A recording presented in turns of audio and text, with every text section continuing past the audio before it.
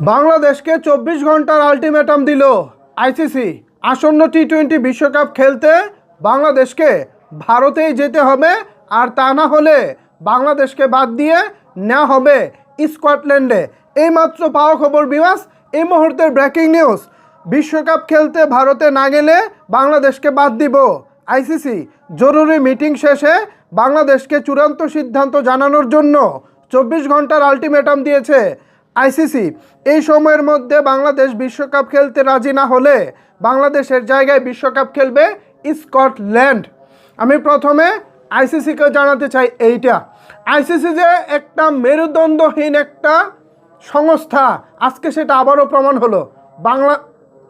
বাংলাদেশকে তোরা সময় দিস ২৪ ঘন্টার।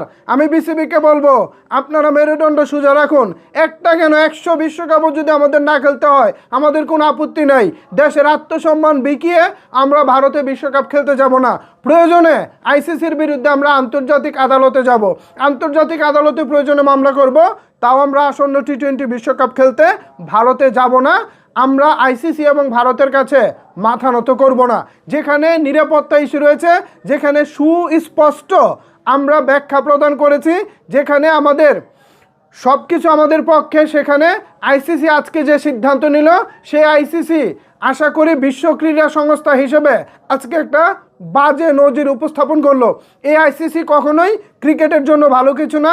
এই আইসিসি কখনোই বহির্বিশ্বে পুরো পৃথিবীব্যাপী ক্রিকেট সম্প্রসারণে আজকে যে বড় একটা বাধা হয়ে দাঁড়ালো, এটা একটা বাজে একটা নজির হয়ে থাকলো পুরো ক্রিকেট বিশ্বের জন্য।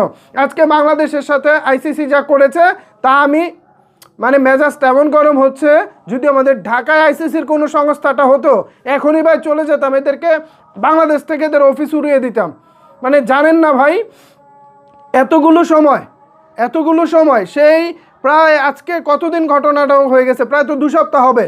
মোস্তাফিজকে আইপিএল থেকে বাদ দিল, এরপর বাংলাদেশ আইসিসির কাছে আবেদন করেছে, যেখানে আমাদের একটা খেলোয়াড়কে তারা নিরাপত্তা দিতে পারছে না। সেখানে আমাদের পুরো দল, কোচিং স্টাফ, এরপর থাকছে বিসিবি থেকে ম্যানেজমেন্ট, এরপরে থাকছে ক্রীড়া সাংবাদিক এবং থাকছে দর্শকরা। এত মানুষগুলো যেখানে জড়িত, সেখানে আসলে আমরা ভারতে গিয়ে খেলতে পারবো না। আমাদের ভেন্যুটাকে পরিবর্তন করে দিন।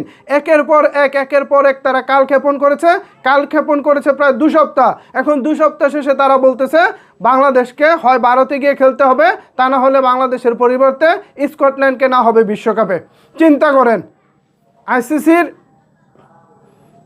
মেজাজটা গরম হয়ে গেছে ভিউয়ার্স। আমি আগেই ধারণা করেছিলাম, যেহেতু আইসিসির প্রেসিডেন্ট জয় শাহ, সেও ভারতের, এবং গণ্ডগোলটা বিসিসিআইয়ের সাথে, তারা কোনোভাবেই বাংলাদেশকে অন্য কোনো দেশে খেলতে দিব না। খেললাম না তোর হেডার বিশ্বকাপ খেললাম না। মেজাজটা গরম হয়ে গেছে viewers, sorry for my language.